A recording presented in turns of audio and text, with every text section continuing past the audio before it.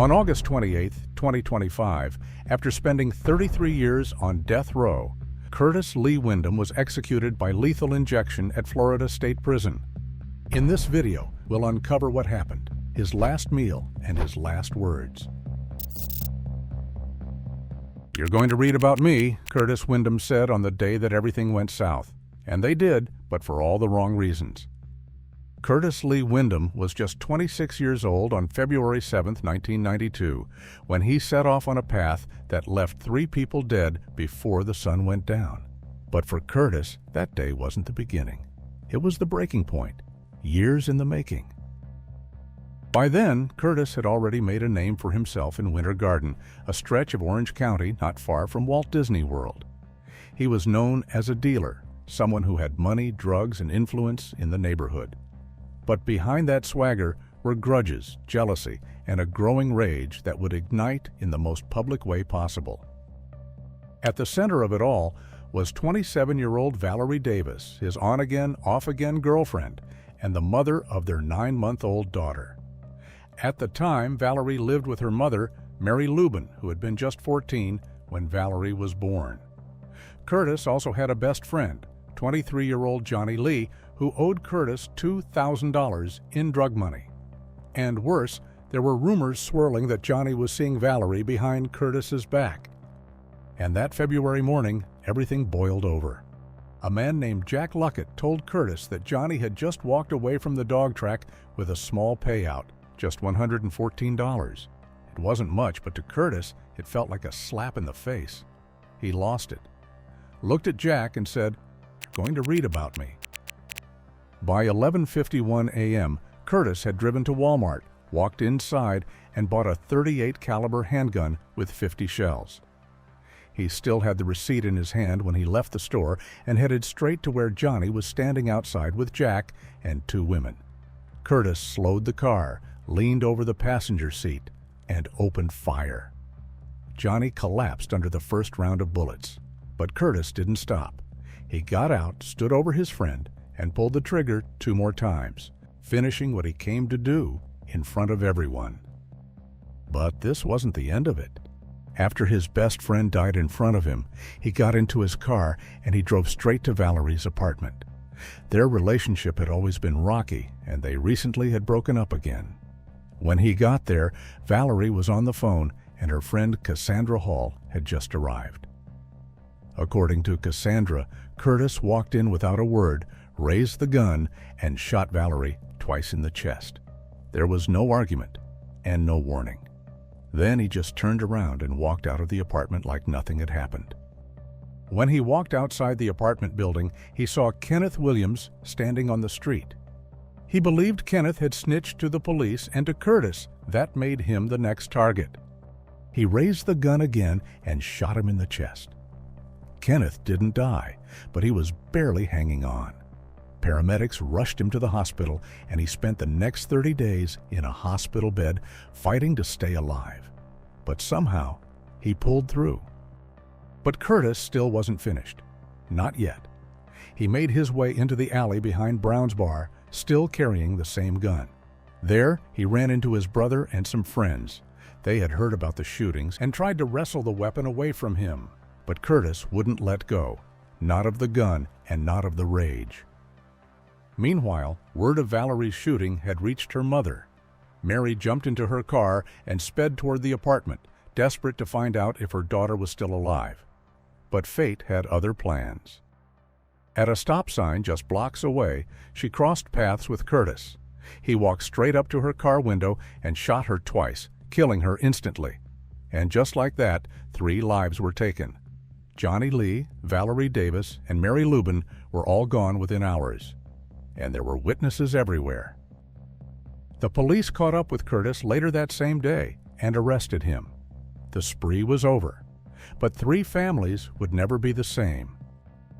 At his trial in November 1992, the jury didn't hesitate. After hearing the details of Curtis's killing spree, they came back with a unanimous recommendation: death. And a couple of days later, the judge followed their lead, handing him 1 death sentence for each of his victims and adding another 22 years for the attempted murder of Kenneth Williams. In the sentencing order, the judge laid out why the death penalty fit. According to her, two aggravating factors stood out. First, Curtis had already been convicted of another violent felony. Proof, the court said, that this was not a one-time explosion of violence, but part of a larger pattern. And second, the killings were cold, calculated, and premeditated. Curtis hadn't acted in panic. He had hunted, aimed, and executed his plan in broad daylight. But the court also noted reasons to spare his life. He had no serious criminal record before the shootings, and psychologists testified he was under extreme mental or emotional disturbance, and there were suggestions he acted under stress, influenced by others around him. The defense painted him as more than the man who pulled the trigger. Witnesses said he had been a good father, that he once saved his sister from drowning, and that he once had stepped in to stop a neighbor from being shot over a petty $20 fight. The image that emerged was messy, a man capable of violence, but also of good. But in the end, the court decided that his past actions, no matter how noble, didn't outweigh what he had done. Curtis' life had started in chaos. His mother gave birth to him alone, standing in a bathroom, and he hit the floor head first before anyone could catch him. That brutal entry into the world set the tone for much of his life. As a teenager, he nearly lost it all in a devastating car wreck that left him unconscious for hours and hospitalized for days. And when doctors examined him later, they found the scars in his brain, damage that would shadow him for the rest of his life. And if that wasn't enough, he once fell 30 feet as a kid, hitting his head so hard that he blacked out and began suffering frequent memory lapses. He struggled in school, his learning disability was left untreated, and he drowned the pain in alcohol from a young age, slipping into chronic dependence. By the time Curtis stood trial, there was overwhelming evidence of mental illness and brain impairment, but the system around him failed at every turn. In Florida in 1992, lawyers defending death penalty cases weren't required to have any specialized training or experience. His court-appointed attorney, Ed Linster, delayed psychiatric evaluations until it was far too late and presented no real defense during the penalty phase. The trial judge herself admitted she had to watch him closely, even smelling his breath in the mornings to check for alcohol. And in 1998, Ed was involved in a drunken driving crash that severely injured a tourist from Alabama. Ed was charged and convicted and ordered to serve a 5-year prison sentence. Ed was later disbarred after multiple DUI arrests, both before and after Curtis' trial. Curtis then decided to use that opportunity to file an appeal for a new trial, stating that his lawyer was drunk the entire time that he was representing him in court. The judge rejected it, saying no established constitutional right supports retrofitting current legal standards into past cases. Still, the defense appealed to the Florida Supreme Court. But Florida's execution machine was already in motion. In 2025, no state carried out more executions than Florida, and now Curtis' name was on top of the list. His execution was scheduled for August 28, 2025. For 33 years, Curtis sat on death row, and for most of that time, his daughter, also now 33, visited him when she could. Her reason never changed. Executing him will never bring back my mom, my grandma, or Mr. Johnnie Lee, she said, but mercy still matters. She had spent her childhood split between two families. During the week, she stayed with relatives on her mother's side, and on weekends, she was with her father's. And every weekend, they would take her to see Curtis. But no one explained why he was in prison, not at first. She didn't find out the truth until she was about 11 years old. By then, I already had a relationship with my dad, she said. I'd been seeing him every weekend since I was a baby, so I only knew great things about him. I didn't know that he was the reason I didn't have my mom or grandma. Over the next 2 decades, she wrestled with that truth. The anger, the grief, the confusion, but over time she found a way to keep visiting him. And when his execution date neared, she did everything she could to stop it. Forgiveness comes with time, and 33 years is a long time. I myself have forgiven my father.